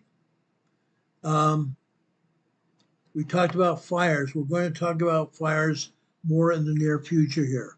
We talked about flooding because of all the rains. Yes, we're going to still see a lot of rain coming in the very near future because of the floods, the rains and floods going on. With the tornadoes, the storms are going to come in. In fact, it's starting just barely to cloud up here. It's been a very beautiful day here in the Morganton area here in North Carolina. But we're expecting a storm coming in here starting tomorrow through the weekend, through Sunday. And yes, there's going to be rain. There may be some tornado activity down to the south in South Carolina and Georgia as well. I'm sure over in Alabama, Mississippi, over in Missouri, and Oklahoma and Nebraska, we're going to see some tornadic activity, possibly over in Texas as well. Laura Marie says, when you talk about preparedness, do you think prices of any items will be going up? Probably. Probably. My wife and I went shopping several days ago, and we saw the egg prices. They have not gone down. Last year, the prices skyrocketed right before Easter. They skyrocketed right before Easter because the Biden administration told the agricultural department to tell the ranchers and the farmers to kill their chickens, kill their hens. And as a result, there was a shortage of eggs and the prices have skyrocketed. The prices have not come down here. The prices of eggs here in Morganton for 60 eggs, a flat of 60 eggs, was over $24.98. $24.98 for a flat of eggs. A dozen eggs, $7.98. That's wild. That's wild. The highest price of eggs prior to that I ever saw for a dozen eggs was about $1.47. Because what the Biden administration did last year is still costing the consumers a ton of money. And they shut down the oil production as well, causing oil prices to go up, causing the transportation prices for goods and services across the country, whether it be on trains or trucks, cause the prices of commodities also to skyrocket. Now, I know for a fact that the Trump administration has opened up the oil fields. They're trying to bring the prices of oil down. Thus, the prices of gas at the pump will go down. With that, the prices of commodities should also go down, but this is just the beginning of the Trump second administration. We need to give President Trump and his administration some time to lower the prices. He just started this 3 months ago, January 20th. It's only April 18th, not quite 3 months. But you need to be prepared. You need to be prepared for whatever happens. Now, Laura, I appreciate that question. That's a great question. That was a great question itself. Richard Smith says he says in highly active steam areas, can the Earth steam hammer itself? Yes. Yes. If there's magma trying to force its way up, we will see earthquakes. We will see earthquakes. Heidi Petrick just gave us a $50 super chat. Yay, Heidi. Thank you for that. God bless you for that, Heidi. Just gave you an email sticker. I'm giving you a thumbs up on your super chat as well. God bless you, Heidi. That's wonderful. God bless you for that. You're awesome. You're awesome. Heidi Petrick has given us these kind of super chats before. She's also given memberships out to our members here on YouTube. God bless you, Heidi. God bless you. That's awesome. That was awesome. We appreciate all those who donate to our program. We really do. God bless you. God bless you for your generosity, and God bless you for your spirit. We really appreciate that. Robin Morris says there's a 2.6 in Seattle Tacoma area. That's kind of normal. That's kind of normal. USGS doesn't talk about it. USGS doesn't talk about it for whatever reason. I've explained their reasoning before, but they'll never tell you that. They'll never tell you that because the politicians don't want you to know that they're behind it. The politicians are behind all of USGS hiding seismic activity. They don't want us to be told about it. Heidi Patrick says, Jesus is awesome. I'm just following along. Thank you so much. Thank you so much for passing it forward. That's wonderful. Linda Covington says, feed of chicken is expensive unless open range feeding. You're right. You're right. A lot of these hens that are laying eggs are in cages. Yes, they're not allowed to feed on open range. As a result, they are just egg-bearing hens, trapped in cages not any larger than they are, unfortunately. It's very sad. It's very sad.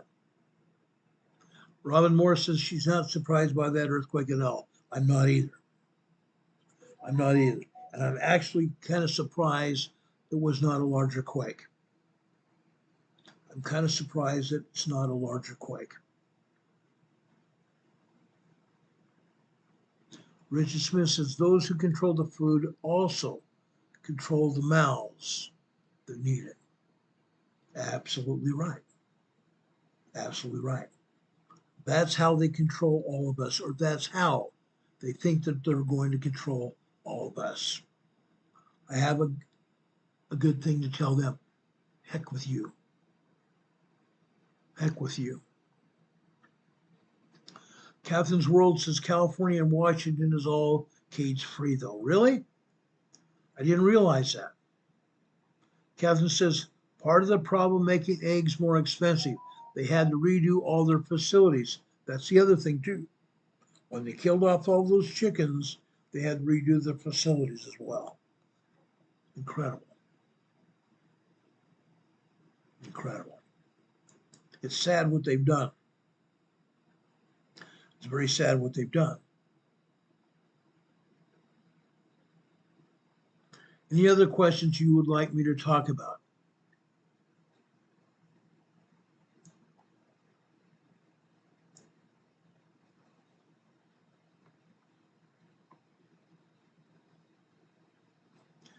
Now, my buddy Don Patoga is a mod on this channel. He's also very experienced when it comes to preparedness. He put a chat here. Plan your files.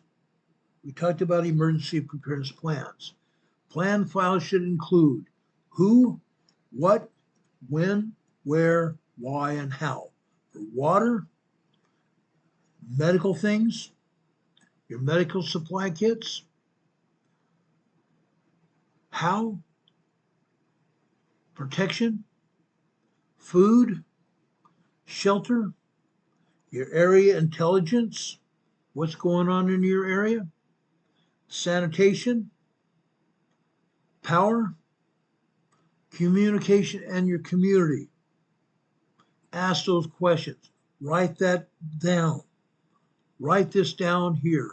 I just got through telling you who, what, when, where, why, and how. For water, medical, protection, food, shelter, area intelligence, sanitation, power, communication, and community. Those are very good topics there, guys. Very good topics. Catherine is also talking about they now raise fewer chickens in the same space that made them have to build new structures just to produce the same amount of eggs. Unreal. Cage-free means they mostly sit in what we'd consider something like an indoor horse arena. All the poultry are in the same room. So if one is exposed to bird flu, all get called. Incredible. Eat insects, high in protein. Yes, I know chickens that eat insects. Seen it. Don is also here in the chat saying each category should consider scenarios for nuclear, biological, and chemical weapons with provisions for what to do before, during, after the possible events. It's better be safe than sorry. It's better be safe than sorry. Folks, I have a complete presentation on CBNRE, chemical, biological, nuclear, radiation, energy.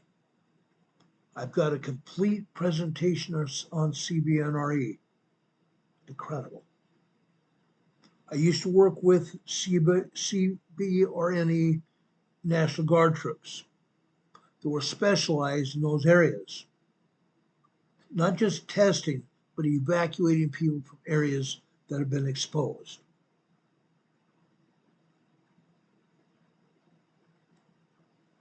Catherine is also saying, think about rabbit farming.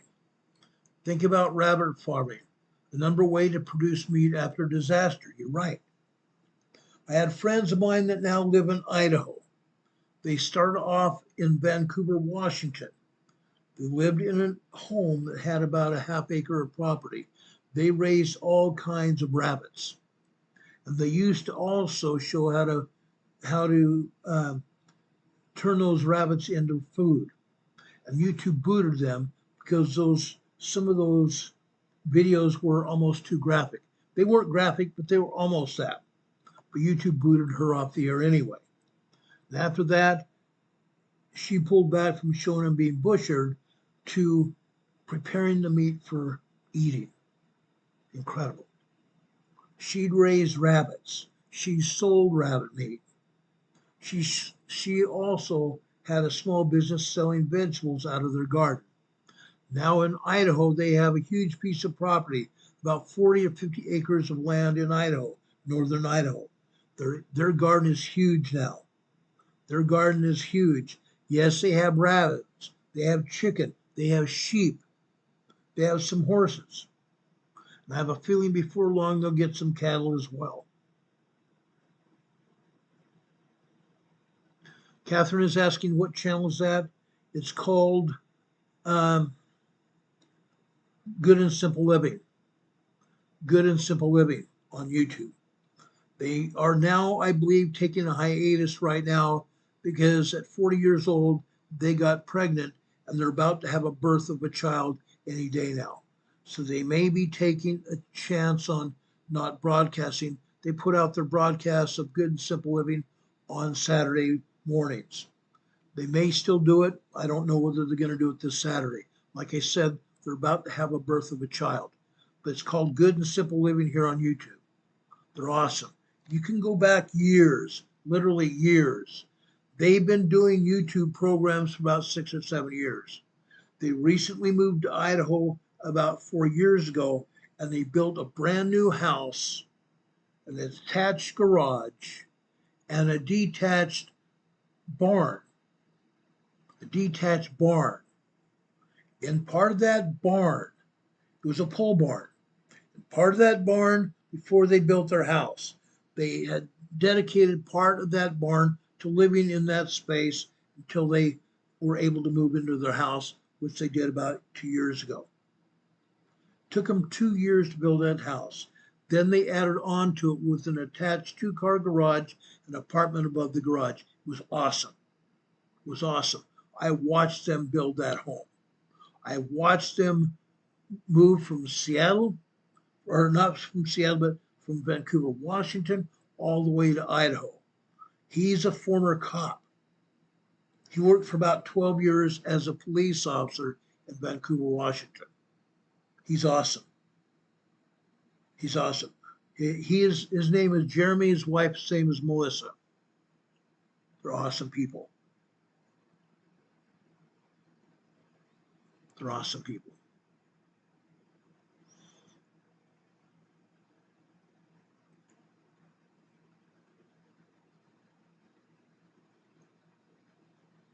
Yes, I believe you're right, Demon Catman. Trappers used to live in the woods and eat on rabbit, any other deer or elk that they were able to trap and turn into food for themselves. Then they use their hides as clothing. Fried rabbit. Fried rabbit, Linda, is very good. I've had rabbit. My brother and I raised rabbits when we lived in North Dakota. At one time, I believe we had upwards of 40 or 42 rabbits, and my dad turned them into food for our family.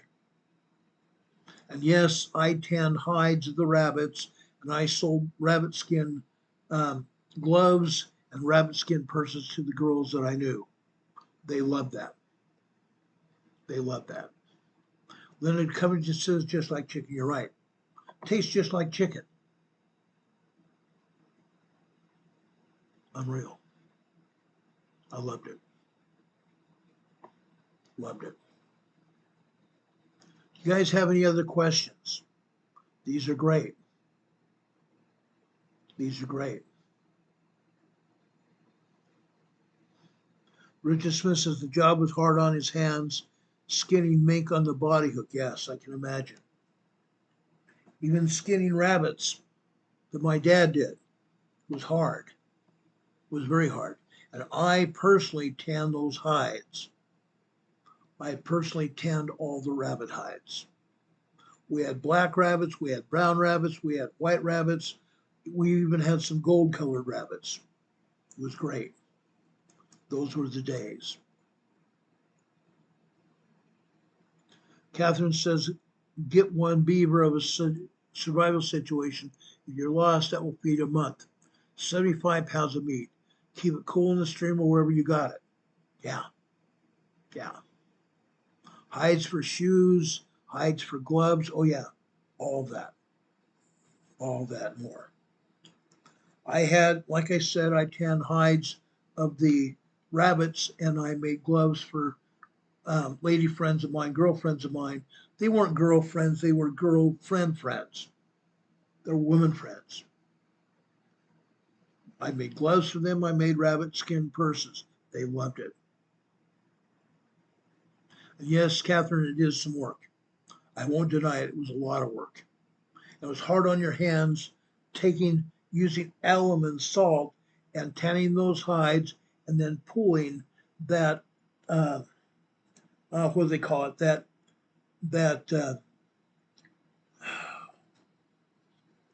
inside part of the hide off of it that was tanned from the tanning process with the alum and the salt.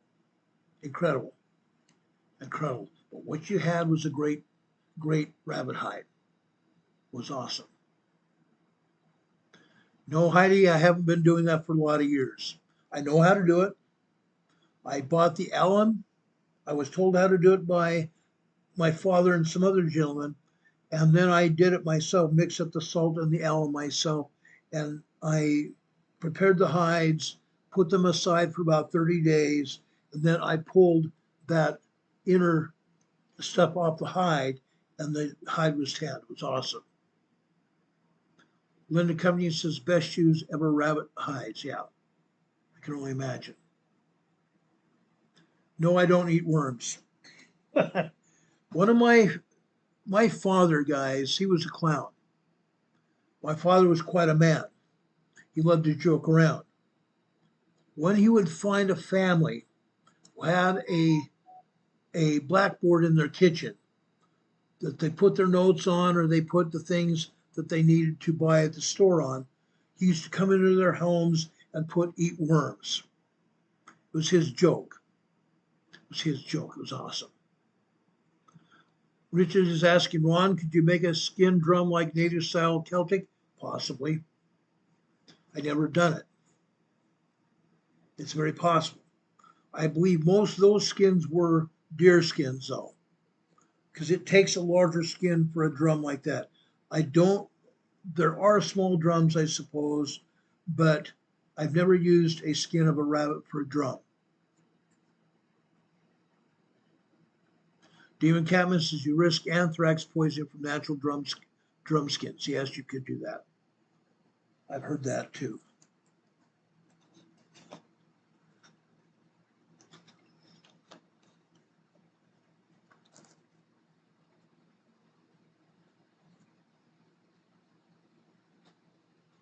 Do you guys have any more questions for me, though? Linda Covington says, beautiful rabbit for gorgeous. I agree. In fact, in my drawer in my bedroom, I still have one of the rabbit skins that I had when I was a kid. I kept it over the years.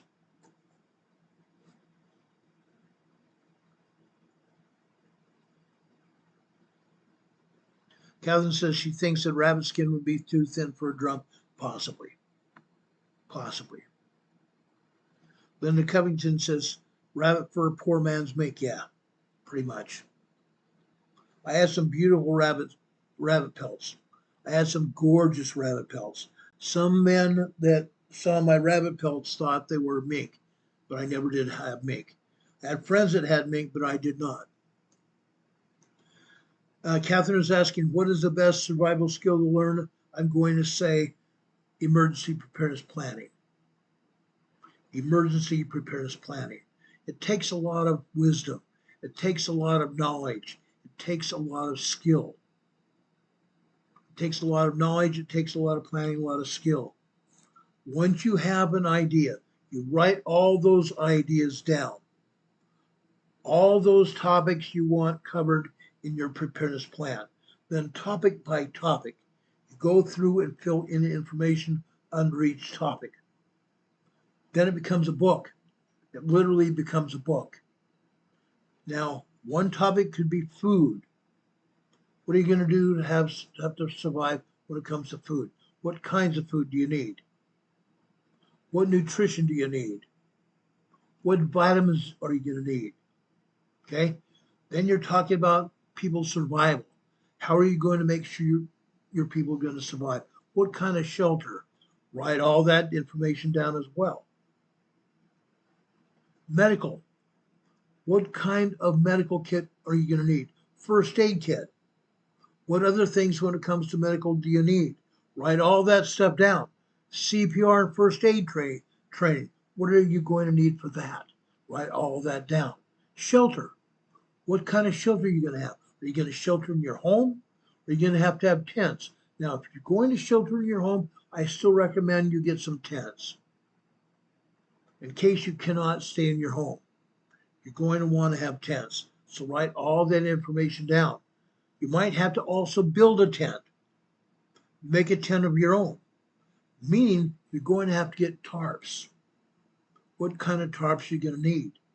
You're also going to need rope. What kind of ropes are you going to need? All kinds of different rope. What other tools are you going to need? Put that into a preparedness plan. As I said, are you going to shelter in place or are you going to bug out? Write all that information down. If you're going to bug out, where are you going to go? How are you going to get there? I've always said have 3 different escape routes. Have 3 different bug out routes. If you get caught on one and there's a slowdown or they put up a checkpoint, leave that route and go to your second or your third route. Use surface streets. Stay off main highways and main roads because they may have a roadblock. And you don't want to get caught behind a roadblock, whether it's a National Guard, military, or civilian police or other civilians there. They might question you why you have a backpack with you. Where are you going? What do you have in your backpack? You don't want to have to explain yourself. Also, if you're going to bug out, never, never, ever wear camouflage clothing. Wear normal clothing. You can always change into camouflage or khaki clothing, but don't wear it out on the road, because that's a real sign of how when you get caught in a checkpoint or roadblock. Why are you having camouflage clothing on? Are you military? They're going to ask all kinds of questions. Avoid those incidents by not having that clothing on. Be normal. Be normal. Play dumb. Play dumb. Okay? Richard Smith is in the chat saying, I used to eat my lunch near the dumpster. They put mink bits into the dumpster. One woman asked me how I could eat chili next to it. Yeah, I can imagine. Picoy says, good night, everyone. I hope you have a good night, Picoy. Thank you for being here. She's got to make her hubby some supper. Have a good night, Picoy. Thank you for being here. We appreciate you here. God bless you.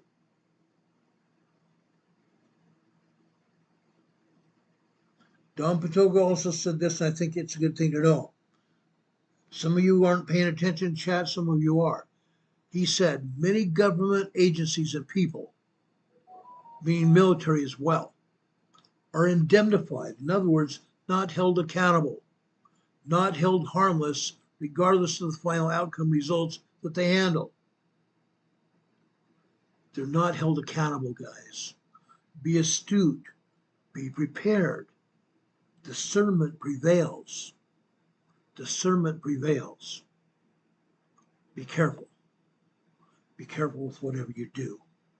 Like I said, stay out of roadways that have checkpoints or could possibly have checkpoints or roadblocks. Don't do it. Don't do it.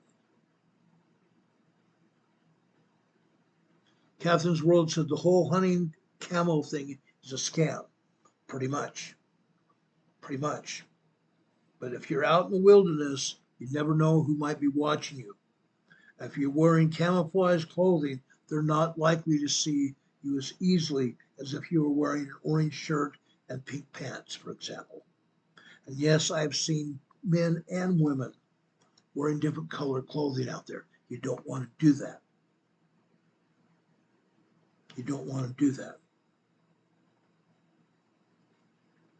Learn to improvise.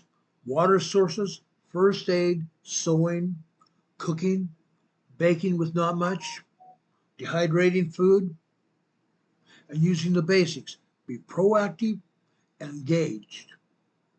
Don Patoka just put that up too. Linda Covington says, how about a lucky raspberry? Yeah. You might need that. Demon Catman, he said he never saw the point of wearing that for hunting. Most animals don't see many colors and they go by sense of smell anyway. You're right. Animals do go by smell and sound as well. There's a funny story that Bill Engvall said that he took his wife hunting.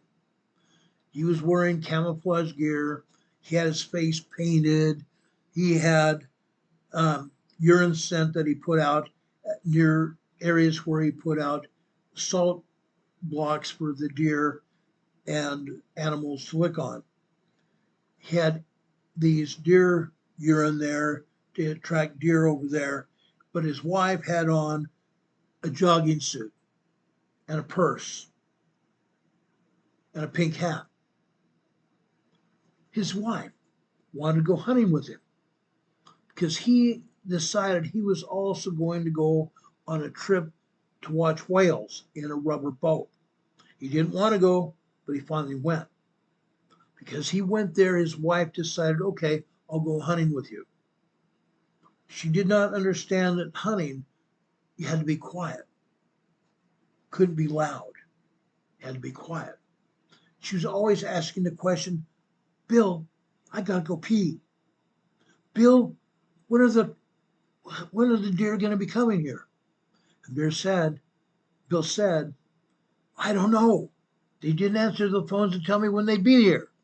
Be quiet. Yeah.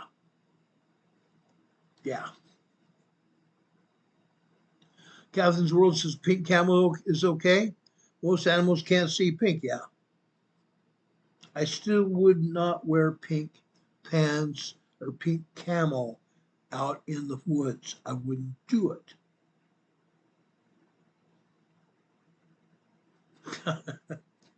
Unreal. Now, guys, if you guys don't have any more questions when it comes to preparedness, I prepared a devotional for all of you tonight in regards to Easter. I prepared a devotional tonight in regards to Easter. My devotional starts with where we left off yesterday and talking about Christ's preparation right before he was crucified. Tonight I want to talk about his final days, the last week of Christ's earthly ministry. After 3 years devoted to teaching and establishing his church on the earth, the Savior approaches the last week of his time on earth. He returns to Jerusalem.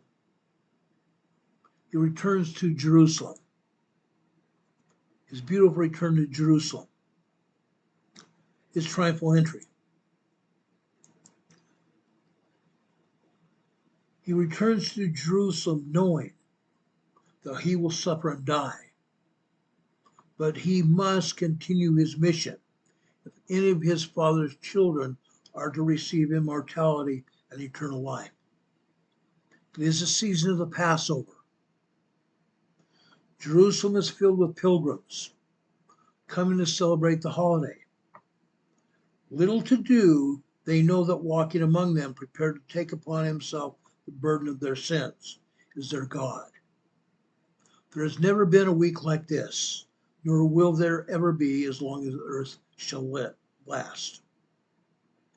Jesus Christ himself rode through the city gates of Jerusalem, greeted by followers waving palm fronds as a welcome to their king.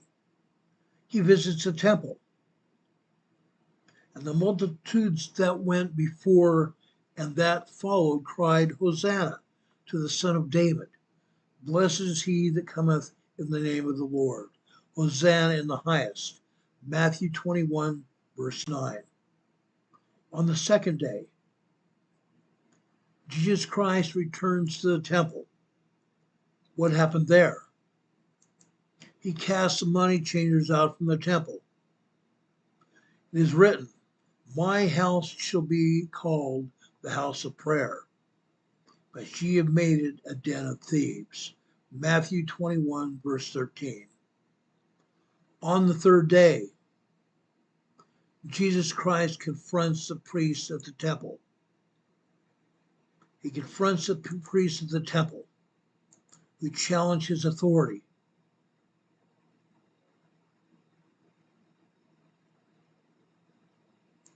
They challenge his authority.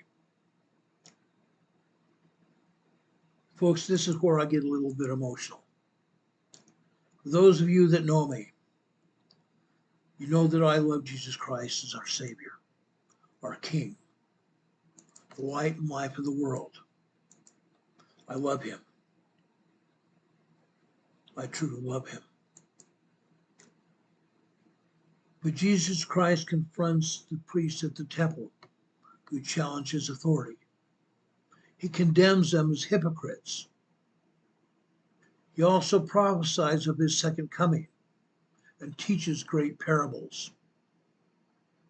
Matthew 24 through Matthew 25, chapters 24 and 25.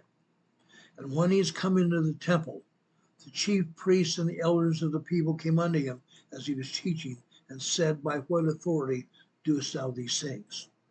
And who gave thee this authority? His authority came from his Father. From his Father. The fourth day, This day is spent outside the city of Jerusalem, perhaps in Bethany, for the scriptures do not indicate what the Savior does on this day. The fifth day, the supper of the Passover. A beautiful thing. The Last Supper. The supper of the Passover is arranged. Jesus Christ teaches his apostles about the sacrament. About the sacrament. He prophesies of his death and resurrection and indicates who will betray him. Then he walks with the disciples into the Garden of Gethsemane. What happened at the Garden of Gethsemane, guys? What happened in the Garden of Gethsemane? He walks into the Garden of Gethsemane with his disciples, where he atones for the sins of all mankind. As the scriptures teach, he bled great drops of blood. He bled great drops of blood here in the garden, where he atones for the sins of all mankind. As he suffers alone, the disciples sleep, woken by the Savior just before Judas comes with the soldiers.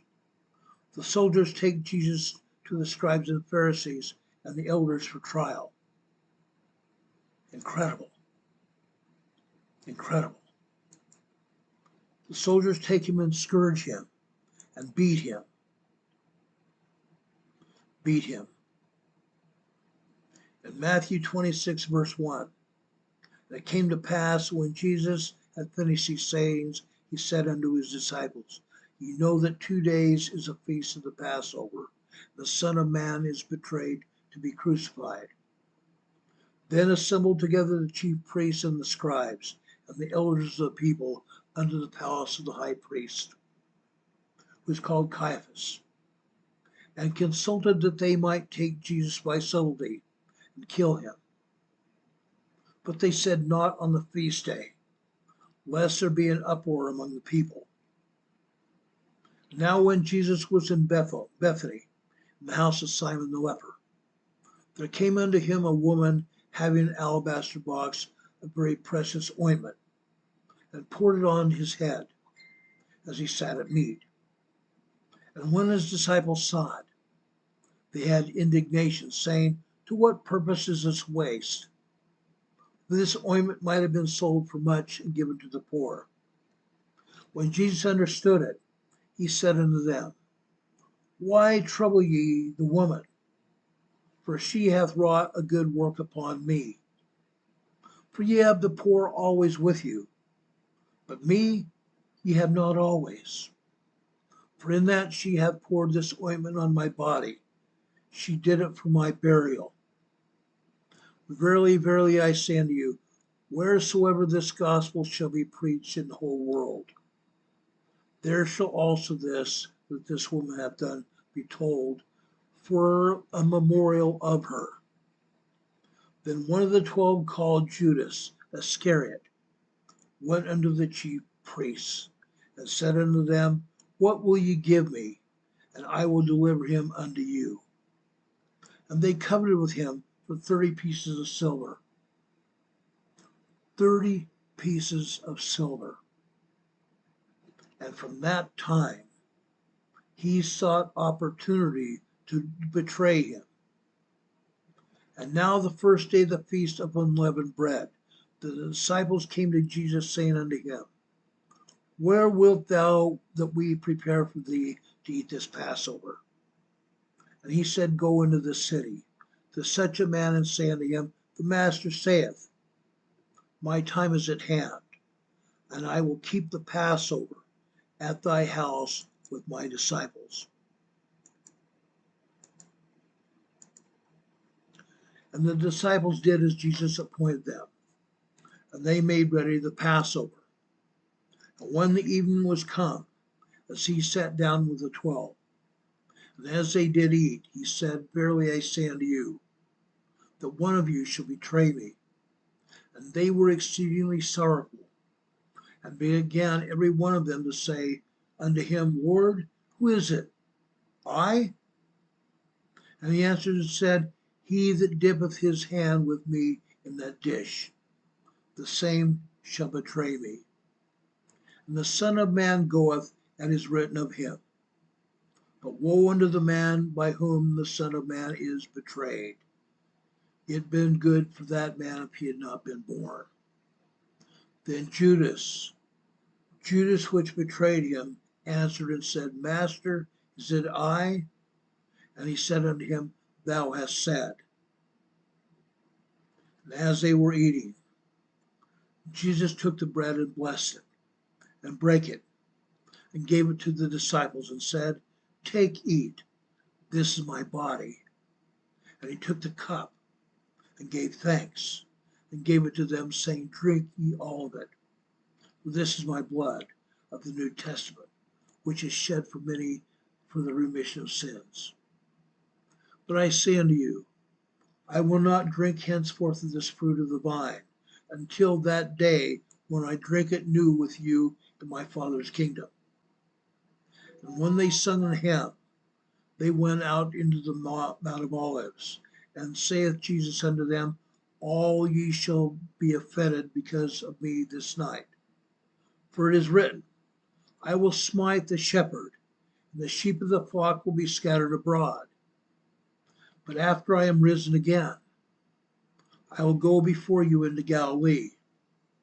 And Peter answered and said unto him, Though all men shall be offended because of thee, yet will I never be offended. And Jesus said unto him, Verily, verily, I say unto thee, that this night, before the cock crow, thou shalt deny me thrice. And Peter said unto him, Though I should die with thee, yet will I not deny thee. Likewise also said all the disciples. Then cometh Jesus unto them unto a place called Gethsemane.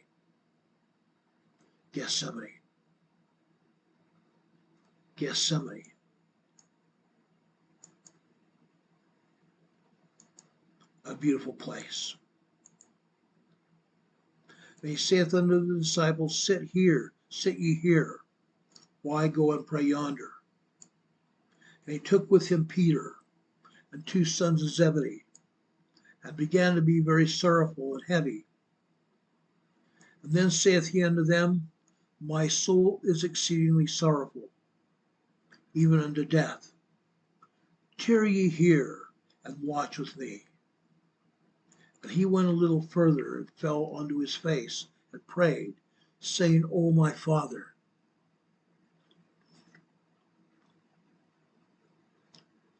if it be possible, let this cup pass from me. Nevertheless, not as I will, but as thou wilt. And as he cometh unto the disciples, and findeth them asleep, and saith unto Peter, What could ye not watch with me 1 hour? Watch and pray, that ye enter not into temptation. And the spirit indeed is willing, but the flesh is weak. And he went again unto the second time, and prayed, saying, O my Father, if this cup may not pass away from me, except I drink it, thy will be done. And he came and found them asleep again, for their eyes were heavy. And he left them and went away again, and prayed for the 3rd time, saying the same words. Then cometh it to be his disciples, and said unto them, Sleep on now, and take your rest. Behold, the hour is at hand, and the Son of Man is betrayed into the hands of sinners. Rise and let us be going. Behold, he is at hand that doth betray me. And while he yet spake, lo, Judas, one of the 12, came, and with him a multitude of swords and staves from the chief priests and elders of the people. Now he that betrayed him gave them a sign, saying, Whomsoever I shall kiss, that same as he, hold him fast. And forthwith he came to Jesus and said, Hail, Master, and kissed him. And Jesus said unto him, Friend, wherefore art thou come? Then came they and laid hands on Jesus and took him. Took him to be beat and scourged. To be beat and scourged. One of those soldiers that were with Jesus stretched out his hand and drew his sword and struck a servant of the high. Actually, it wasn't a soldier, it was one of the disciples. Stretched out his hand and drew his sword and struck a servant of the high priest and smote off his ear. Then Jesus said unto him, Put up again thy sword into his place. For all they that take the sword shall perish with the sword. Then he restored the ear to the proper place of the high priest. Thinkest thou that I cannot now pray to my Father, that he shall presently give me more than 12 legions of angels? But how then shall the scripture be fulfilled, that this it must be? In that same hour said Jesus to the multitudes, Are ye come out as against a thief with swords and staves for to take me? I sat daily with you, teaching in the temple, and ye laid no hold on me. But all this was done, that the scriptures of the prophets might be fulfilled. Then all the disciples forsook him and fled. And they that had laid hold on Jesus led him away to Caiaphas the high priest, where the scribes and elders were assembled. And Peter followed him afar off into the high priest's palace, and went in and sat with the servants to see the end. Incredible.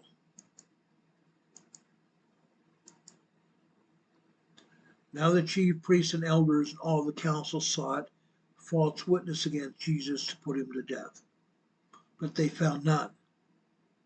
Yea, though many false witnesses came, they found none. At the last came 2 false witnesses, and said, This fellow said, I am able to destroy the temple of God and build it in 3 days. And the high priest arose and said unto him, Answerest thou nothing? What is it which these witnesses against thee? But Jesus held his peace.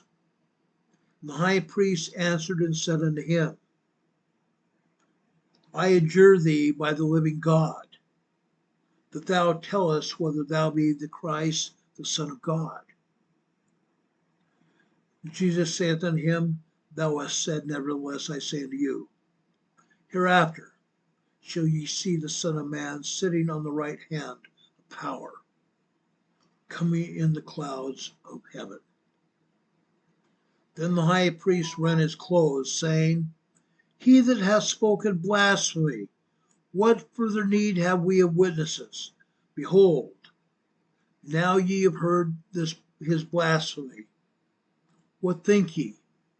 They answered and said, He is guilty of death. Then did they spit in his face, and buffeted him. And others smote him with the palms of their hands, saying, Prophesy unto us, thou Christ, who is he that smote thee? Now Peter sat without the palace, and a damsel came unto him, saying, Thou also wast with Jesus of Galilee. And he denied before them all, saying, I know not what thou sayest. And when he was gone out into the porch, another maid saw him, and said unto them that were there, This fellow was also with Jesus of Nazareth. And again he denied with an oath, I do not know the man. And after a while came unto him they that stood by, and said to Peter, Surely thou also art one of them. Thy speech bewrayeth thee. Then began he to curse and to swear, saying, I know not the man. And immediately the cock crew. And Peter remembered the words of Jesus, which said unto him, Before the cock crow, thou shalt deny me thrice. And he went out and wept bitterly. Father, the hour is come. Glorify thy Son, that thy Son also may glorify thee. John 17, verse 1. On the sixth day, charged with blasphemy for declaring that he is the Son of God, and accused of sedition, proclaiming to be the King of the Jews. Jesus goes before the Roman governor Pilate. Although he finds Jesus guiltless, Pilate gives in to the Jewish leaders and sentences him to death. Jesus is crucified. Jesus is crucified on the cross. He's made to carry his cross to the skull of the cross at Golgotha. Golgotha. Golgotha. Christ is laid on the cross with spikes driven into his hands and his feet. On either side of him were thieves. Thieves. Christ suffering intense pain and completing his atoning sacrifice. Then and only then, his body is removed from the cross and placed in a tomb. Matthew 27. Father, into thy hands I commend my spirit. And having said thus, he gave up the ghost. Luke 23, verse 46. And when Jesus had cried with a loud voice, he said, Father, into thy hands I commend my spirit.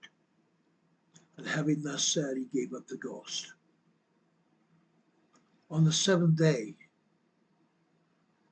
Jesus' body remains in the tomb, but his spirit, he ministers to those in the spirit world.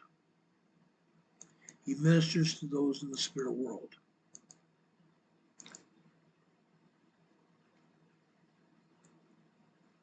In 1 Peter chapter 3, verses 18 and 19. For Christ also hath once suffered for sins, the just for the unjust, that he might bring us to God, being put to death in the flesh, but quickened by the Spirit, by which also he went and preached unto the spirits in prison. Then on Sunday, Christ rose victorious over death on a morning that we now call Easter. He rises from the tomb. Mary Magdalene is the first to see the risen Lord. The disciples also witness that he is indeed risen. What a beautiful experience. What a beautiful experience. Let me find this picture I want to show you here. Give me just a second.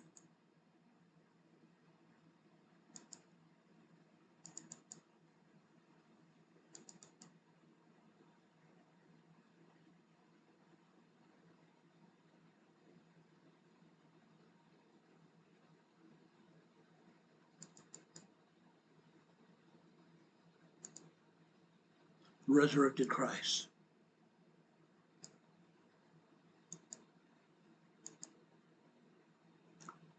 Jesus said unto her, Touch me not, for I am not yet ascended unto my Father. Go to my brethren and say unto them, I ascend unto my Father and your Father, and to my God and your God. John chapter 20, verse 17. Brothers and sisters, in the coming day, In the coming day, we'll celebrate Easter, the day that Christ arose from the tomb. A day where we celebrate the arisen Christ, who sacrificed his life for all of us, that we may also rise from our graves, be resurrected, and also achieve our judgment day with Jesus Christ, leading all of us. Brothers and sisters here today, I know that the gospel of Jesus Christ is true. Linda Company is here in the chat. I wish I could be in Jerusalem this weekend. So do I. So do I. I've always enjoyed this time of Easter, this holy time of Easter. May we truly find Christ in our lives this Easter season. During the next 2 days, think about the sacrifice that Jesus Christ made for each of us. Think of the sacrifice that Jesus Christ made for each of us. Don Patoka, my dear friend, here in the chat said, yes, stand for something. Know your God. Know your environment and yourself. Be resolute spiritually, psychologically, and physically. Only in your concerted actions will life be best for you and yours.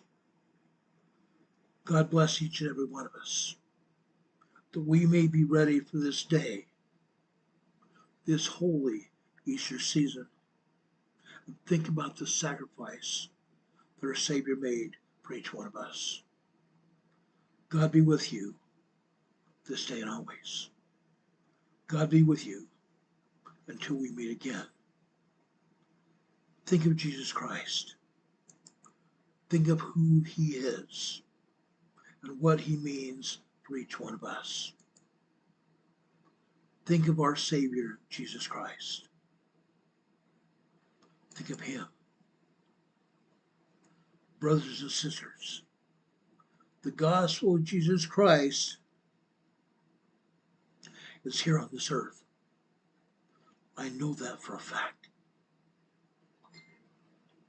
I have a testimony of Jesus Christ, the Son of God. I know him. I know of him. In the coming day, we will see him again as he comes before us again. God be with you. God be with all of us. God be with you until we meet again. We'll see you on the other side. Have a good night, everybody. Much love. We'll see you soon. God be with you until we meet again.